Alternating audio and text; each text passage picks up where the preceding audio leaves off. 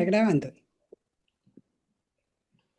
Bueno, muy buenas noches para todos. Muchas gracias a todas las personas que se han conectado hoy en nombre de la Asociación Colombiana de Ginecólogos Oncólogos. Quiero darles una cordial bienvenida y agradecerles por acompañarnos en este espacio académico. Mi nombre es Lina Caicedo, soy ginecóloga oncóloga y hoy pues tendré el gusto de moderar la conferencia que esta noche es titulada Guía de tamizaje para cáncer de cuello uterino, eh, OMS 2026.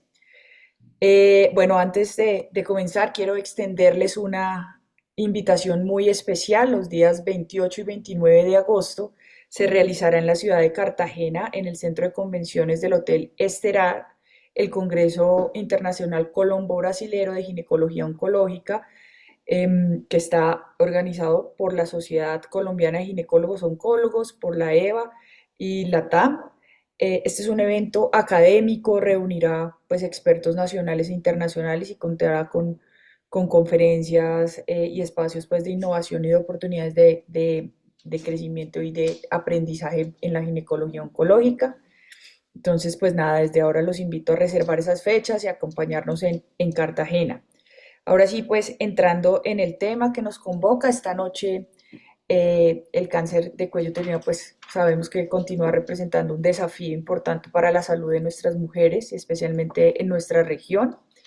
Mm, para desarrollar este importante tema, pues tengo el honor de contar con el doctor y amigo, el doctor Santiago Vieira. El doctor Vieira es ginecólogo oncólogo del Instituto Nacional de Cancerología y de la Clínica Universitaria Colombia. Le agradecemos pues por aceptar nuestra invitación para compartir y discutir de este tema. Entonces, pues nada, le doy la palabra al doctor Vieira. Muchas gracias por acompañarnos. Gracias, Lina, por la presentación. Muchas gracias a la asociación por la invitación a hablar pues, de este tema que es importante. Esta es la nueva guía de la OMS publicada en mayo de este año, que va en línea con la guía que ellos habían publicado para el año 2021. Sin embargo, pues digamos que aplican unas recomendaciones en relación con la genotipificación extendida. Y pues como todos sabemos, la OMS a través de, pues digamos que de su historia y recientemente ha publicado varias guías que van encaminadas con la prevención y el tratamiento de cáncer de cuello uterino. Y así lo demostró pues cuando publicó su manual en el 2006 y posteriormente lo actualizó en el 2014. Después, en el 2013, ellos publican otra guía que solo habla de test de ADN BPH sin genotipificación. Posteriormente, para noviembre del 2020, ellos lanzan pues la estrategia 90-70-90 que pues todos conocemos muy bien, y en concordancia con esa estrategia, pues lanzan su guía de tamización para cumplir con ese 70% de mujeres tamizadas entre los 35 y 45 años, con un test pues, de alta sensibilidad. Y ese mismo año, en el 2021, pero a finales, publican unas recomendaciones con test de ARN-BPH. Y hasta aquí, pues digamos que ellos dan unas recomendaciones con este test que se debían de aplicar sobre la población general, no en población con mujeres con VIH. Es un test que solo, que no permite genotipificación, sino que es un test primario que es positivo o negativo. Hay pruebas de ARN que genotipifican, pero la recomendación de ellos es no tomar conductas con esto hasta ese momento y que debían de ser tomados por un clínico y no por autotoma. Posteriormente, en el 2024, generan unas recomendaciones con citología con tinción dual para la población general, especialmente como triage para la toma de decisiones. Y digamos que el objetivo principal de esta estrategia de la OMS siempre ha sido encaminada a eliminar el cáncer de cuello uterino, definido como tener menos de 4 por 100.000 mujeres al año. Y pues bueno, esta estrategia 90-70-90 se debe aplicar para el año 2030 para que en el siglo posterior podamos llegar a tener una incidencia tan baja como esta. Sin embargo, pues el camino a veces no parece tan fácil, aunque, bueno, hay esperanza. Recientemente se publicó este artículo en Lancet que mostró que en las niñas, en las mujeres que tenían 20 a 24 años, la mortalidad para el año 2020 y 2024 en ese grupo etario, por la mortalidad por cáncer de cuello uterino fue de cero. Esto se representa porque en esa corte de mujeres, cuando ellas tenían aproximadamente 13 años, el 90% fue vacunada para el VPH y por eso no registraron muertes en el 2020 al 2024 en ese grupo etario. Sin embargo, pues sabemos que las mujeres con cáncer de cuello uterino normalmente o generalmente no se mueren a esa edad, se mueren después. Sin embargo, vamos, es una luz y vamos a ver qué pasa con esa corte en, pues, en unos años. Cuando vemos los escenarios, digamos, más locales, esto es como una curva que muestra la incidencia y la mortalidad por 100.000 mujeres en Colombia con los datos de Globocan. Globocan nos mostraba que en el 2012 la incidencia del cáncer de cuello uterino era 18 por 100.000 mujeres. Ahora, recientemente salieron los datos del 2024, estamos a 13 por 100.000 mujeres, la mortalidad de 8 pasamos a 6,4 por 100.000 mujeres. Las curvas van bajando despacio, pero pues yo diría que ahí vamos.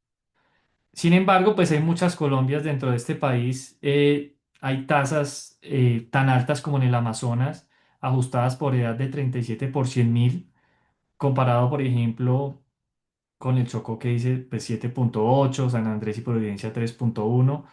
Y adicionalmente las tasas de mortalidad pues también varían. En Antioquia son cerca del 5 por 100.000 mujeres y en Arauca son de 13 por 100.000 mujeres. Son, digamos que, varias regiones donde los recursos son diferentes y las estrategias de implementar pueden ser diferentes y esto es a lo que le apunta la OMS. Tener diferentes estrategias o hacer una guía, asumir el reto de hacer una guía que se pueda aplicar en cualquier parte del mundo. Nosotros, ¿cómo vamos con nuestro 90% de las mujeres vacunadas? Pues para el 2024 teníamos la tasa de la cobertura de vacunación en niñas era del 53% y en niños del 42%. Nuestro 70% de tamizaje con un test de alta sensibilidad, nuestro porcentaje de cumplimiento de cáncer de cuello uterino de tamizaje fue del 52%, más que todo con citología, pero miren, el BPH, nosotros tenemos un porcentaje de cumplimiento de BPH solo del 14%, pero pues también nos tenemos que comparar, por ejemplo, con el 2018 que era de 0,3. Y adicionalmente, el otro 90% que es el tratamiento, vemos algunos indicadores en los cuales, por ejemplo, los indicadores de oportunidad, que es la oportunidad de la atención general, que va desde la sospecha al primer tratamiento, deberían de pasar menos de 60 días. Nosotros vamos en 99 días, pero pues en 2018 íbamos en 100, casi en 140 días. Entonces, pues ahí se van, digamos que se va trabajando, digamos, para cumplir las metas de a poco. Sin embargo, pues obviamente no hay que descuidarse. Estas son las proyecciones de Globocan para Colombia en números absolutos, donde muestra que la mortalidad para el 2022 en números absolutos es cerca de 2.400 mujeres. Para la proyección para el 2050 es de 4.400 y la incidencia de 4.500 más o menos, y para el 2020 son 7.000. Esto, pues obviamente, la idea es no llegar a esas cifras con intervenciones a largo plazo, como por ejemplo la vacunación, y como lo mostró Inglaterra, pues es posible, digamos, que mejorar estas proyecciones. Obviamente la población cada vez crece más, los números absolutos de casos pueden aumentar, pero esperemos que las tasas vayan disminuyendo. Entonces, todo esto va encaminado a, digamos que, a evaluar las diferentes estrategias y la diferente evidencia que va saliendo en cuanto a la tamización del cáncer de cuello uterino. Y pues la OMS decidió publicar una nueva guía que habla de la genotipificación extendida, teniendo en cuenta pues la evidencia que ha salido hasta el momento. Y eh, para esta guía, una vez salió esta guía, hay que tener unos puntos de partida clave que tenemos que conocer, que para muchos son obvios, pero para otros pueden no ser tanto. y es que la OMS dice que las pruebas del PPH es la prueba primaria del tamizaje, no es la citología, no es el VIA, son las pruebas NAT del BPH y especialmente la prueba de ADN BPH. Estas pruebas NAT del BPH se deben usar con o sin triage. Si uno las va a usar sin triage porque en su región no tiene cómo hacer un triage, debería de tratar a todas las mujeres con resultados positivos. Y si va a hacer un triage, para cuando salió la guía, el triage debería de ser con genotipificación limitada, es decir, con pruebas 16 y 18 y otros de alto riesgo. Y esta genotipificación limitada solo se puede hacer, según ellos, con pruebas de ADN de BPH y no con pruebas de ARN de BPH. Otro tipo de triage que ellos pues mencionan es la colposcopia, el VIA o la citología. También mencionan que las pruebas BPH positivas y triage negativo se debe seguir a estas pacientes a los 24 meses. Y si la prueba a los 24 meses es negativa, ya deben de continuar con su seguimiento rutinario. Adicionalmente, mencionan que las pruebas de ADN del BPH pueden realizarse por el personal de la salud o puede ser por autotoma. Acá no mencionan tampoco pruebas de ARN, solo ADN BPH especialmente para autotoma. Y el tamizaje, según ellos, pues debe iniciar desde los 30 años y la población a priorizar son las mujeres entre 30 y 49 años. Un seguimiento con pruebas de ADN BPH cada 5 a 10 años y con ARN BPH cada 5 años si estas son negativas. Y después está la clasificación del IARC. Digamos que se conocen que hay 30 tipos de BPH que infectan las mucosas, pero de estos 12 tipos pertenecen al grupo uno de la IARC y esto es el grupo uno como potencial cancerígeno. Esto significa que existe evidencia suficiente de que la gente causa cáncer en humanos. Y estos 12 tipos de VPH se pueden subclasificar en estos cuatro subgrupos dependiendo del porcentaje en los cuales causan cáncer de especialmente escamocelular. Entonces tenemos el VPH 16 que causa cerca del 60% de los casos y este está en el grupo 1A. Está el grupo 1B, que es el BPH 18 y 45, que causan el 15 y el 5% respectivamente. Está el grupo 1C, que causan entre todos ellos el 15% de los casos. Hasta aquí tenemos todos cubiertos por la vacuna no navalente, excepto el BPH 45. Y finalmente está el grupo 1D, que en conjunto todos causan cerca del 5% de los carcinomas escamocelulares. Aquí se discrimina, digamos, por cada tipo de BPH, pero acá para resaltar, si ven los del grupo 1D, todos tienen una fracción, un porcentaje de fracción atribuible menor al 1%. Y entonces tenemos los diferentes tipos de genotipificación. Están, pues, cuando las pruebas no genotipifican, es decir, dicen es BPH positivo o negativo.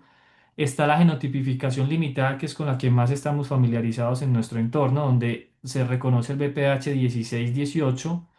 Esta B representa en que puede o no incluirse el BPH 45 y están otros de alto riesgo. Y está la genotipificación extendida, donde se reconocen el BPH, los del grupo 1A, que es el 16, el grupo 1B, que es el 18 y el 45, y también se reconocen los grupos 1C y 1D, pero muchas de las pruebas revuelven los grupos. Entonces pueden tener un grupo positivo, pero por ejemplo el 35, el 39, el 51, el 56 y 59 pertenecen al grupo 1C y otros al grupo 1D, y así digamos que se pueden reportar dependiendo de la prueba que se tenga, revolver los grupos, especialmente los 1C y los 1D. Y está la genotipificación total, pues que identifica cuál es el grupo específico que es positivo. Entonces, la OMS se hacía esta pregunta y es, ¿se debería recomendar el uso de la genotipificación extendida o limitada del ADN de BPH en lugar de otras pruebas de ADN del BPH? Dentro de la metodología, los desenlaces que ellos querían evaluar es la incidencia y la mortalidad por cáncer de cuello uterino, pero también efectos adversos como el partos pretérmino, prematuro y número de tratamientos.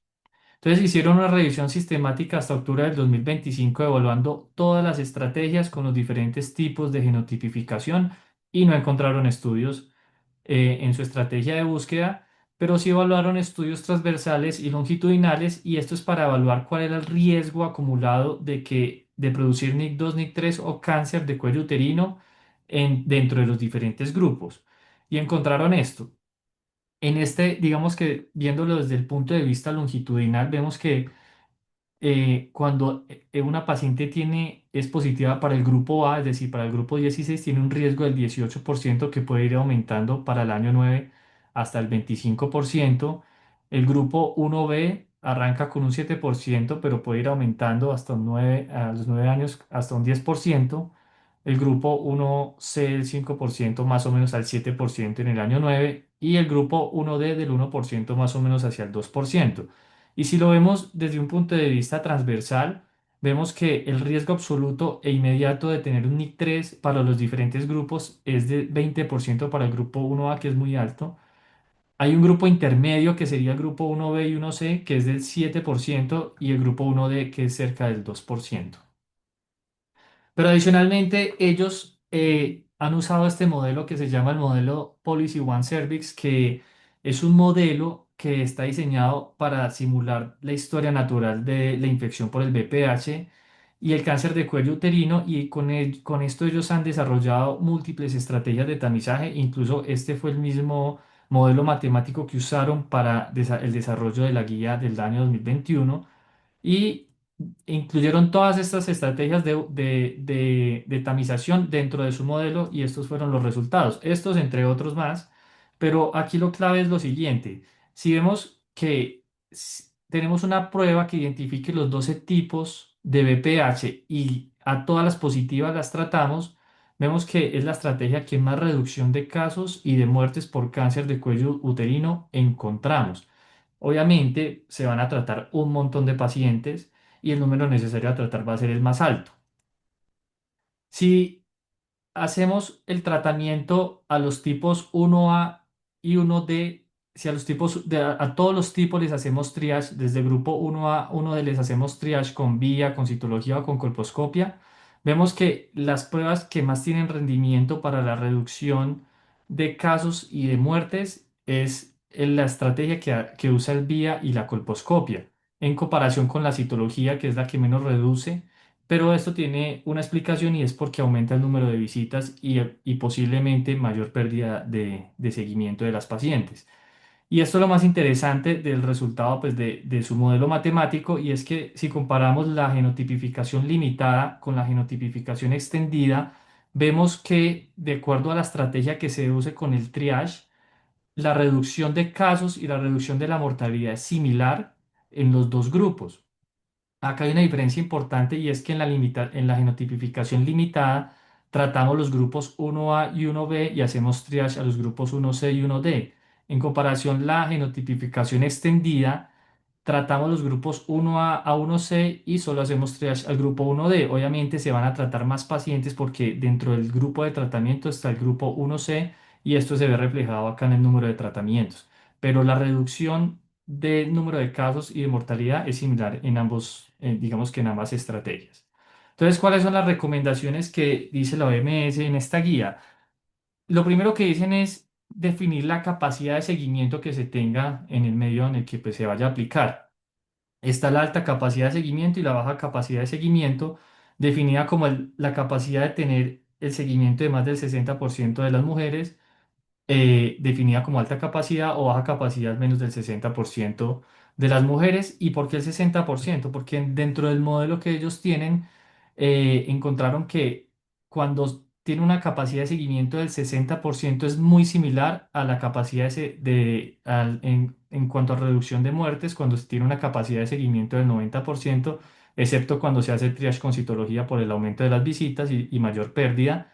Pero cuando tienen una capacidad de seguimiento del 30%, pues los desenlaces en general de la reducción de la mortalidad, cuando se comparan con las diferentes estrategias, es muy mala y empieza a tener una menor reducción de, de muertes. Entonces es por eso que el punto de corte es del 60%. Si aplicáramos eso en nuestro escenario con nuestro algoritmo, desde la guía que publicamos, tendríamos que evaluar la capacidad de seguimiento en, por ejemplo, las pacientes que tienen pruebas NAT del BPH positivos para otros de alto riesgo que remitimos a citología, tendríamos que tener la capacidad de seguimiento de más del 60% de esas pacientes deberían de asistir a la toma de la citología y al resultado de la citología. Adicionalmente, si esa citología sale normal, más del 60% de las pacientes tendrían que acudir a la prueba anual del BPH de control a los 18 a 24 meses. Y adicionalmente, si por alguna razón la paciente tiene un ASCUS positivo, le hacemos una colposcopia y biopsia y tenemos un NIC2 o un NIC3, más del 60% de las mujeres tendrían que asistir a la cita de seguimiento de los 12 meses después del tratamiento para un NIC2 o un NIC3. Se tienen que cumplir todos estos seguimientos para definir que tiene alta capacidad de seguimiento. Si en algún momento de esta escala no se cumple el seguimiento, más del 60% representa una baja capacidad de seguimiento. Pero adicionalmente, entonces, una vez uno define la capacidad de seguimiento en su medio, digamos que puede aplicar las diferentes estrategias de acuerdo con la genotipificación de la cual disponga, que puede ser extendida, limitada o simplemente un test de BPH que diga que es positivo o negativo. Entonces, si tenemos una alta capacidad de seguimiento, se prefieren esquemas con genotipificación extendida o genotipificación limitada, preferiblemente a tratar o hacer triage a todos los casos que tengan BPH positivo. Y si tenemos una baja capacidad de seguimiento, lo que recomienda la OMS es tratar básicamente a todas las mujeres que tengan BPH positivo, preferiblemente a usar estrategias con genotipificación limitada y preferiblemente a hacerle triage a todas las mujeres con BPH. Entonces, dentro de la alta capacidad de seguimiento, tenemos tres enfoques que van de forma jerárquica, es decir, se prefiere el uno que el 2 y se prefiere el 2 que el 3.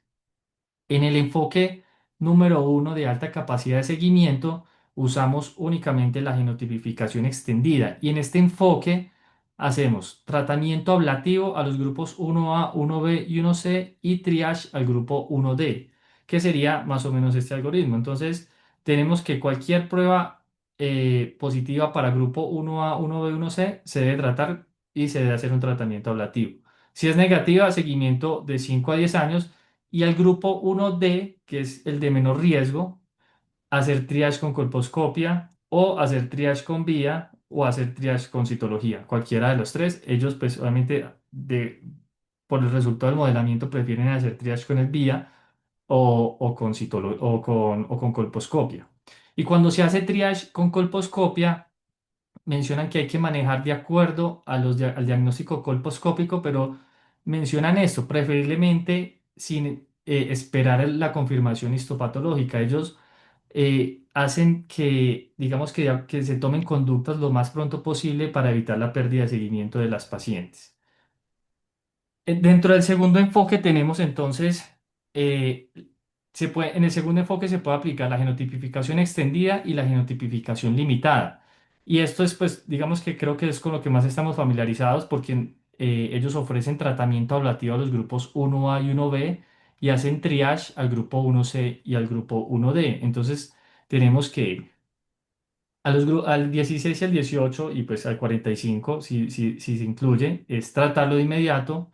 Si es negativo, se sigue a 5 a 10 años, pero si es positivo para otros de alto riesgo, es decir, grupo 1C y 1D, se hace triage con colposcopia igualmente, preferiblemente tratar sin esperar el resultado de la patología, hacer triage con vía, si el vía es positivo se trata, si es negativo pues se hace un test a los 2 años de seguimiento, o hacer triage con citología, igual como nuestro algoritmo de nuestra guía, si es ASCUS o peor se hace colposcopia, si es negativa se tamiza a los 2 años, si es positiva pues se vuelve a la colposcopia de inmediato, si es negativa pues ya se continúa el seguimiento.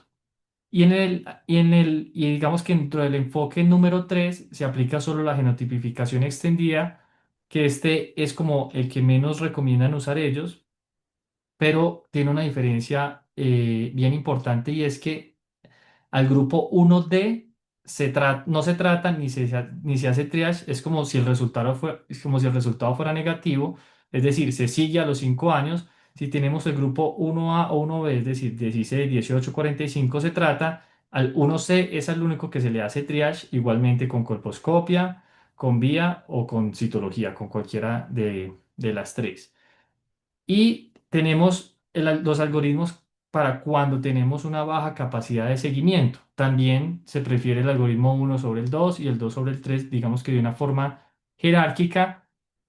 Y para el enfoque número uno, se puede usar cualquier tipo de genotipificación porque simplemente ellos mencionan que hay que tratar a todas las pacientes con VPH positivo. Entonces, aquí no importa si yo tengo un VPH 33, si tengo un VPH 58 o si tengo un VPH 16, a todas, si son positivas, se tratan y si son negativas, se hace seguimiento a los 5 a los 10 años.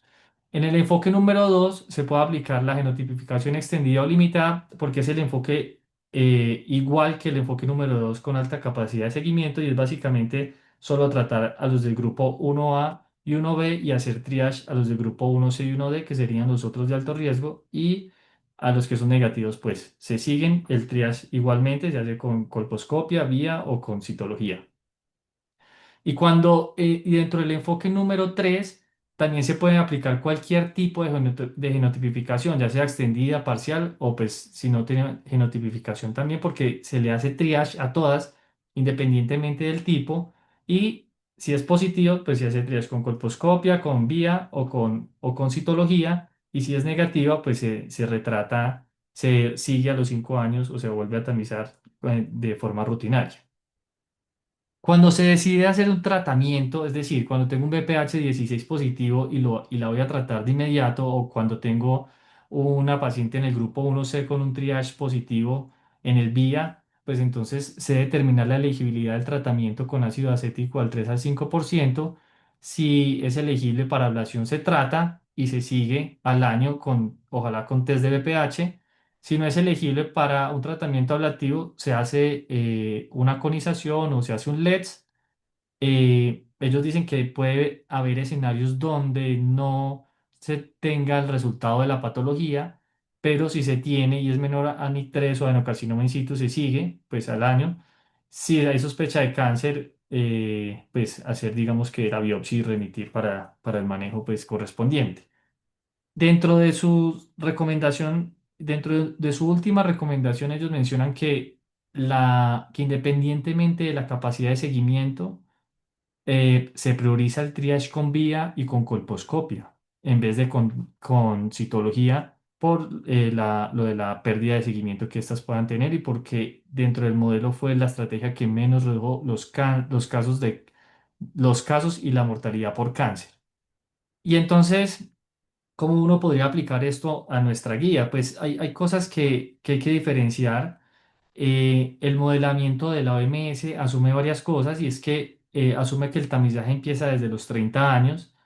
Ellos, cuando hacen triage con vía y con colposcopia, asumen que dentro de su modelo matemático que el 0% tienen pérdida de seguimiento. Eso pues puede no ser la realidad.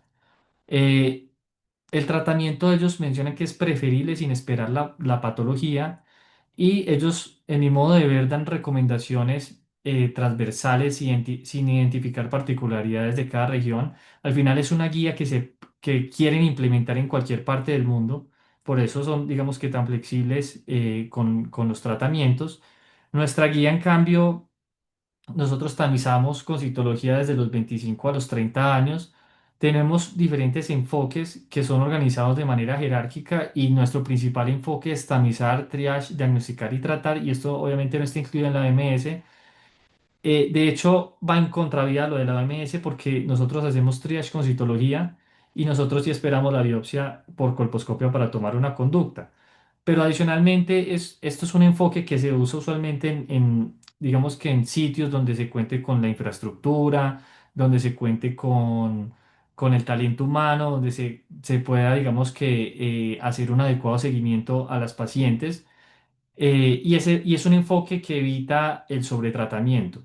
Pero también nosotros hacemos tratamiento excisional sobre el ablativo en NIC2. Ellos prefieren digamos que el enfoque ablativo sobre el excisional.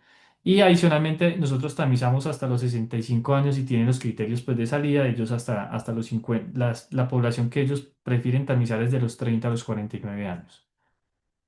Cuando comparamos, digamos, los dos enfoques de genotipificación extendida y nuestro enfoque que es tamizar, triage, diagnosticar y tratar, hay algunas diferencias.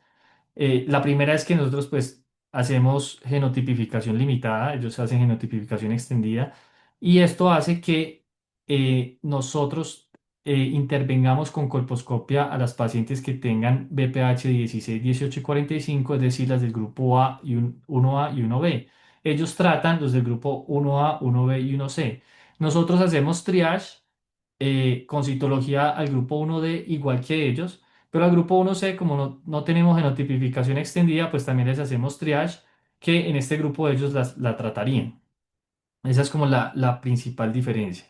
Pero adicionalmente, dentro de nuestro segundo enfoque en jerarquía es el enfoque de tamizar, triage y tratar, que es el mismo enfoque en jerarquía de ellos, digamos que después en las pacientes que tienen alta capacidad de seguimiento, el algoritmo número 2 de ellos, y es exactamente igual. En nuestro enfoque, cuando hacemos triage con genotipificación limitada, que es 16, 18 y 45, tratamos a las pacientes ellos también, 16, 18, y esta vez que pueda ser incluido en el 45, también tratan pues hacen tratamiento ablativo. Y cuando es positivo para otros de alto riesgo, nosotros hacemos triage con colposcopia o inspección visual, igual que ellos, también triage con colposcopia, inspección visual o con citología. Entonces, digamos que dentro de este enfoque, que es el enfoque de la genotipificación limitada, es igual el que hacemos nosotros con el que hace o con el que propone la OMS. Esta es la guía de la SCP en cuanto a su genotipificación extendida. Ellos lo hacen de una forma muy diferente, empezando porque a todas las pacientes ellos les hacen triage con citología. Y adicionalmente, ellos solo dividen en tres grupos y de hecho el grupo como de riesgo intermedio incluyen el grupo 45, entre otros grupos que están incluidos en el grupo 1C. Y, por ejemplo, si uno tiene un BPH positivo para este grupo intermedio y no tiene citología, ellos a todos les hacen colposcopia, es decir, hacen colposcopia casi que a todos los del grupo 1C. Esto, pues, digamos que en términos de implementación puede tener sus limitaciones en medios donde no se cuente con la suficiente capacidad para hacer colposcopia. Y esto se los quería mostrar nuevamente y es que cuando comparamos los algoritmos de acuerdo al modelo matemático que ellos hicieron de genotipificación limitada con genotipificación extendida, la reducción de casos y de mortalidad por cáncer de cuello uterino es similar cuando se hacen los dos grupos, teniendo en cuenta que se deben de tratar más pacientes cuando se hace genotipificación extendida, porque hay que tratar para ellos el grupo 1C, que este es el mismo grupo que la ASCP le haría una colposcopia y que nosotros en cambio le haríamos triage. Y entonces, con esta nueva evidencia, ¿qué conducta se debería de tomar? La OMS también dice, cuando salga nueva evidencia, hágase las siguientes preguntas con las recomendaciones que ustedes tienen para saber si tienen que revalidar la recomendación que ya tienen o si se debe de actualizar la recomendación. Entonces, la primera pregunta que se debe plantear es, ¿la recomendación publicada sigue abordando el tema actual de la práctica clínica? Y es sí, porque pues, el tema actual de la práctica clínica es la tamización con pruebas de ADN-BPH. ¿Existen nuevos estudios o nueva información? Sí, pues los estudios pocos que hay acerca de la genotipificación extendida y el modelo matemático de la OMS. Y dice, los nuevos estudios, la nueva información o los datos cambian sustancialmente la base de evidencia o la credibilidad. Pues aquí es cuando, este es el punto donde uno tendría que decidirse si debería de hacer unas nuevas recomendaciones a nivel nacional para el uso de la genotipificación extendida o simplemente revalidar las que ya tenemos. En mi opinión, yo creo que hay que revalidar las que ya tenemos porque el problema de nosotros no es que no tamicemos, sino el problema de nosotros es más que todo de implementación de estas estrategias, especialmente en los lugares apartados. Entonces, finalmente, para llevar a casa, la genotipificación extendida permite identificar grupos de infección por VPH que confieren diferentes riesgos para desarrollar cáncer. Es importante reconocer los recursos y talento humano y además las capacidades de seguimiento de cada región para ofrecer diferentes enfoques y esto es clave y creo que esto es algo que nos hace falta a nosotros en nuestro medio porque nosotros no sabemos qué recursos hay en diferentes regiones de Colombia ni cuál es la capacidad de seguimiento en las diferentes regiones de Colombia para aplicar los algoritmos que ya proponemos en nuestra guía. Y adicionalmente la implementación de las guías, cualquiera que sea, para mí es el principal reto para reducir, digamos que, o para cumplir con ese 70% de tamizaje de la estrategia 90-70-90. Muchas gracias. Bueno, pues muchísimas gracias al doctor Vieira por esta excelente presentación y pues mostrarnos como de manera tan clara los principales cambios y recomendaciones en esta guía. Este siempre es un tema taquillero y a mí me llama la atención y quería pues ponerte como este planteamiento, pues digamos que estas recomendaciones de esta nueva guía permiten dar como la posibilidad de ofrecer tratamiento directo a las mujeres positivas para BPH sin una lesión visible, ¿no? Y nosotros somos como muy críticos en decir que por qué debemos tratar lesiones no visibles y ellos lo consideran que ese es como el principal cambio o la principal controversia para destruir esa zona de transformación. ¿Tú consideras que eso puede llevar, y ellos también son conscientes de eso, al sobretratamiento y de pronto, no sé, evaluar en estas pacientes o cómo aplicarlo a nuestro contexto colombiano, si sí es aplicable tener esa justificación? Yo pienso que si uno tiene, mejor dicho, si tú ves todos los algoritmos de la OMS y si los aplicáramos todos, los servicios de colposcopio no existirían porque de hecho ni siquiera esperan biopsia. Yo Exacto. creo que, y esa fue la razón por la que dentro de nuestra guía tenemos el enfoque que es enfoque de tamizar, triage, diagnosticar y tratar, y ese diagnosticar es el enfoque en el cual tomamos una conducta con una biopsia.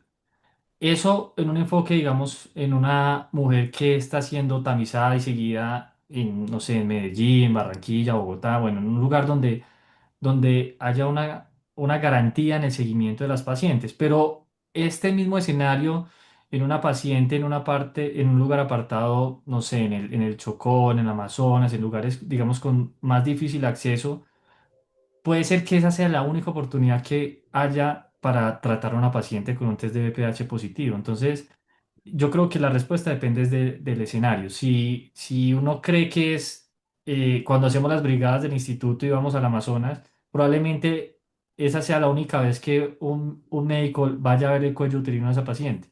Entonces, a veces esa es la razón por la que la OMS es como tan transversal en decir que hay que tratar a estas pacientes si cumple obviamente con los criterios de elegibilidad para un tratamiento ablativo, teniendo en cuenta que puede ser la única oportunidad para darles un tratamiento. Entonces yo creo que depende del contexto. Ok, sí. Les recuerdo que pues pueden hacer sus preguntas a través de el chat. Esta guía plantea diferentes niveles como de genotipificación de BPH, hacerlo sin genotipificación o limitada o extendida. ¿Tú qué crees en qué pacientes o en qué contextos aporta realmente ese valor la genotipificación extendida y cómo puede llegar a cambiar la conducta clínica? Pues yo creo que la diferencia comparado con la genotipificación limitada no es mucha, teniendo en cuenta que tenemos es que tratar especialmente las pacientes que tengan o hacerle colposcopia a las pacientes que tengan BPH que pertenezcan al grupo 1A y 1B y esas pues están, digamos que se identifican en la genotipificación limitada. La diferencia esencial de la genotipificación extendida sería el grupo 1D, que es un grupo que tiene un riesgo del 1,4% absoluto, digamos, viéndolo de una forma inmediata de NIC3. Entonces, digamos que en el escenario en que uno pudiera identificar los del grupo 1D, de hecho, uno de los algoritmos de la OMS no se le hace triage ni nada. Entonces, esa es como la única diferencia, pero incluso ese no es el principal algoritmo que ellos proponen. Ellos proponen a ese grupo hacerles triage. Entonces, lo que yo creo es que realmente la diferencia no es mucha porque el principal causante de cáncer de cuello uterino son los grupos 1A y 1B que son identificados con el grupo de genotipificación limitada. Ok, en el chat nos comentan pues que primero pues te felicitan por esa excelente presentación y que deberíamos capacitar más personal en el manejo hablativo, sobre todo fuera de las ciudades principales donde nuestro algoritmo tamizar, triage diagnóstico de pronto no puede llegar a ser aplicable y además pues recomiendan desde el punto de salud pública que de nuestro país que lo deben tomar un test de genotificación extendida. ¿Tú crees que, digamos, hacer planes de capacitación en esas ciudades pueden llegar a disminuir o puede llegar a impactar en las tasas de incidencia? Sí, totalmente de acuerdo. Yo creo que la capacitación es clave. La capacitación, digamos que, pues mejorar las habilidades, el conocimiento en todas las regiones es clave. Para hacer un vía, por ejemplo, un triage con vía no se necesita mucho. Lo que sí nos hace falta a nosotros, más que capacitar, es implementar. Entonces yo creo que, por ejemplo, implementar el BPH en lugares apartados, que es como en esencia la prueba de tamizaje para el cáncer de cuello uterino, es creo que el principal reto. Las coberturas son del 14% y la OMS nos exige que de aquí a 4 años tenemos que tener el 70% de tamizaje con una prueba de alta sensibilidad. Entonces, yo creo que realmente ese es el reto. Obviamente la capacitación es clave, eso es supremamente importante, pero el reto es la implementación. Ok, bueno, doctor Vieira, muchísimas gracias nuevamente por su tiempo, por su generosidad y pues compartir con nosotros esta importante actualización. Vamos a darle paso a nuestro patrocinador de este webinar. Les vamos a robar un minutico. Mm,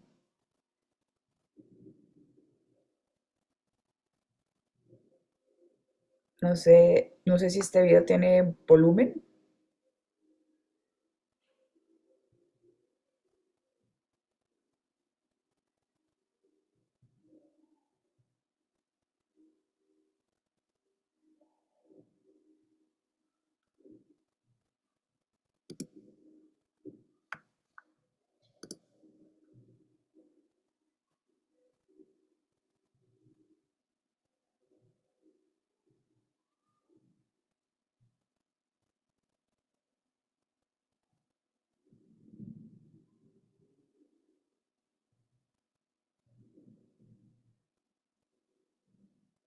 Bueno, muchísimas gracias a Bioclínicos por su colaboración y pues les reiteramos nuestra invitación al Congreso Internacional Colombo Brasilero 28 y 29 de agosto en la ciudad de Cartagena. Muchas gracias por la participación y pues nos estaremos viendo pronto en nuevos escenarios académicos. Que tengan muy buena noche. Hasta luego.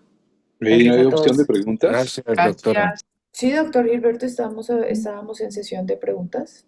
Si usted quiere hacer su pregunta, tiene abierto el micrófono. Bueno, muchas gracias, ¿no? Muy bien la revisión, Santiago. Yo quedo un poco preocupado, pues, para el medio, porque es que no sé si esto sea para regiones muy apartadas o países que tienen demasiada dificultad. Nosotros obviamente tenemos una alta incidencia de cáncer de cuello uterino, pero no estamos tan atrasados como otras regiones. Hablemos de África, India, etcétera. Entonces, este es digamos, es como una política básicamente destructiva. Recordemos que el Instituto Nacional de Cáncer de los Estados Unidos define la ablación como la destrucción del tejido, bien sea mediante calor, mediante frío o pues láser, que obviamente no tiene posibilidad en muchas regiones.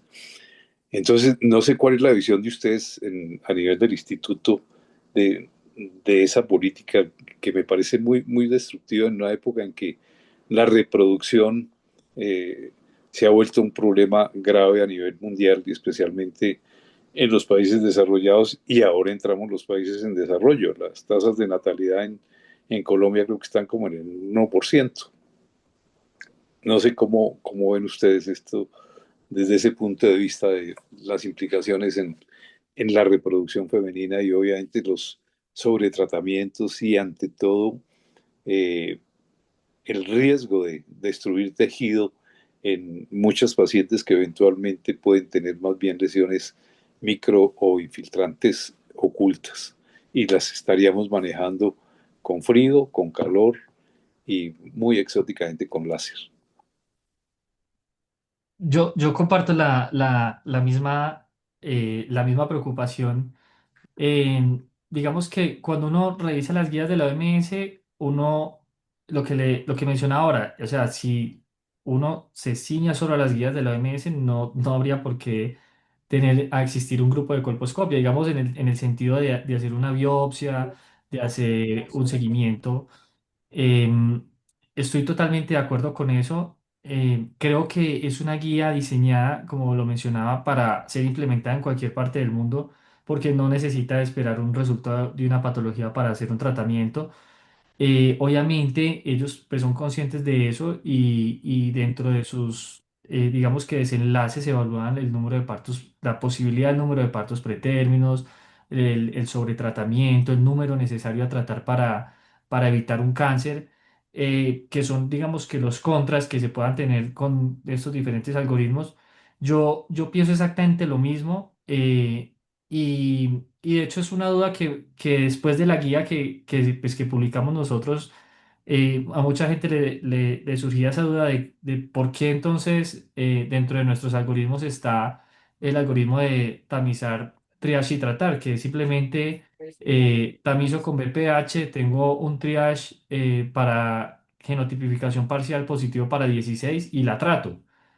El riesgo es alto, es del 20%, pero pues estamos tratando el otro 80% que pueden no tener nada. Eh, Sin embargo, eso depende del escenario en el que nos encontremos. Yo pienso que hacer un enfoque de tamizar, triage y tratar en una ciudad donde tengan los recursos, la capacidad, el seguimiento, no, o sea, es un sobretratamiento importante, con unos efectos adversos también importantes. Entonces, pues, digamos que en ciudades donde tenemos los recursos, yo creo que no hay que aplicar esos algoritmos. En el escenario de que se pueda hacer una genotipificación parcial, llevar la colposcopia y con el resultado de la biopsia esperar el resultado, que es lo que pues hacemos, por ejemplo, en el instituto o en los diferentes escenarios donde trabajamos, pues la mayoría de colegas en Bogotá, Medellín, bueno, en ciudades que tienen esa infraestructura. Pero si ese mismo escenario lo ponemos en una zona apartada del país, ahí sí también me preocuparía porque decirle a esa paciente, empezando porque ni siquiera sé si le podamos hacer un test de BPH a una paciente, que es la prueba primaria, que es de donde arrancan todos los algoritmos. Y ahora, si se pudiera hacer y es un BPH 16 y la podemos tratar, ¿quién va a volver a seguir a esa paciente? ¿O será que la paciente vuelve a un tratamiento después? ¿O qué tal que ya después vengan en unos años con un cáncer? Entonces, creo que el escenario sí es importante. Yo creo que las recomendaciones no se deben de aplicar de una forma transversal. Una vez estábamos socializando la guía en un escenario académico en una universidad en Medellín y me decían es que la guía pareciera que no fuera equitativa con todos, a todas las mujeres deberíamos de hacerle el mismo algoritmo, que es el de tamizar, triage, diagnosticar y tratar. Lo que es cierto, pero el problema es que la implementación no es lo fácil acá. Entonces, montar un grupo de colposcopia o remitir la muestra de patología de un laboratorio a otra ciudad, esperar a que la lean y devolverlas, hacerle seguimiento a las pacientes, creo que ahí es donde está el bache.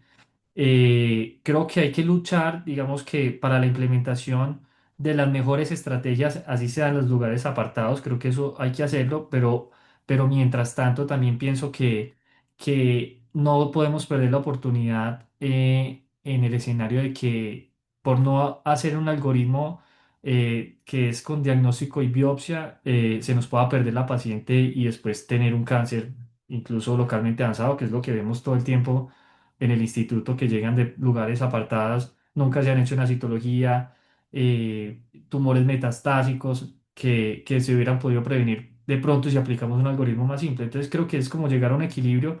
Creo que los esfuerzos se deben de dirigir a mejorar la infraestructura y la forma de tamizar, pero mientras llegamos a eso no podemos dejarla sin algún tipo de tamizaje.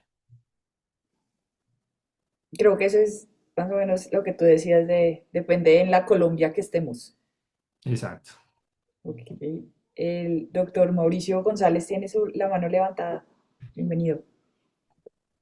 Eh, es simplemente para que ya ha dicho Santiago y contribuir un poquito a la angustia de Gilberto.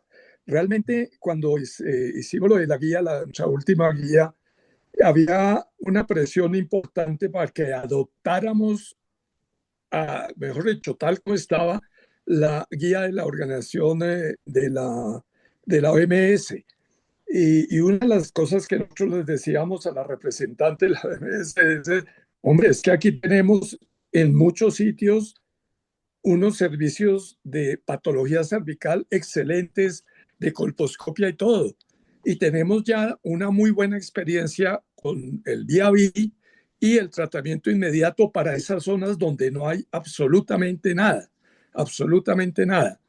Entonces, digamos que por eso los algoritmos de nuestra guía contemplan las diferentes posibilidades y los diferentes escenarios. Y en lo que actualicemos, esto de la tipificación ampliada, pues es algo que ya nos llegó lógicamente disponible en ciertos sitios del país, no en el área rural dispersa ni nada de estas cosas donde nos hemos metido a hacer vía Bill y todos estos tratamientos para ese tipo de población, pero es algo que sí nos puede dar, es una herramienta útil para orientar y aclarar a muchos pacientes, mire, su riesgo es bajito o su riesgo es un poco mayor. A mí me sigo teniendo angustias porque hay algunos tipos de virus, específicamente el 31, que quienes hacemos colposcopia en volumen y todo, lo hemos visto ya asociado a muchas lesiones de alto grado y lesiones inclusive microinfiltrantes. Entonces, a mí se me hace que hace falta actualizar un poquito la prevalencia de los diferentes tipos virales, ya con esto de tipificación ampliada y todo, ver esa prevalencia en las diferentes lesiones de bajo o de alto grado, inclusive ya de cánceres. Yo creo que esto nos ha cambiado un poquito a lo que conocíamos y creo que estamos un poco en mora de avanzar en esto. Era básicamente esto, pero estamos completamente de acuerdo. Esto hay que dirigirlo a cada uno de los diferentes escenarios y no puede ser una conducta para todo el país homogénea y pare de contar. Estamos completamente de acuerdo.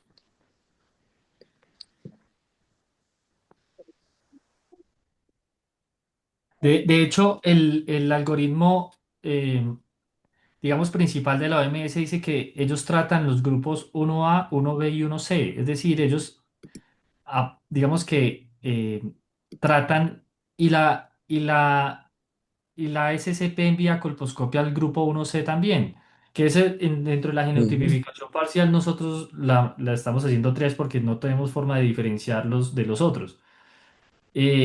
Que realmente eso sería también como algo a evaluar. Si tuviéramos la genotipificación extendida y uno tuviera un grupo 1C, no sé, el 31, el 33, ¿cuál sería la conducta a tomar? ¿La de la SCP y enviarla a colposcopia? ¿La que estamos haciendo ahora, que es hacerle triage? ¿O la que hace la OMS, que es tratarlas? Es como la pregunta si incluir a ese grupo 1C en el grupo que es, como lo menciona la SCP, es que es como los grupos similares al grupo 16, llevarlas a colposcopia, pues no sé ahí cómo el sistema nuestro respondería pues, a ese aumento, no sé qué tanto de colposcopias que tendríamos que hacer. Sí, de acuerdo, esos son muchos retos que tenemos a desarrollar en todo esto, ¿no? No sé si hayan más preguntas. En el chat no tenemos más preguntas. Bueno, quiero recordarles que este webinar va a quedar grabado en nuestro canal de YouTube para que la puedan consultar en un futuro. Eh, bueno, si no hay más preguntas, ahora sí podemos dar por terminado este evento académico. Muchísimas gracias a todos, muchísimas gracias a los participantes.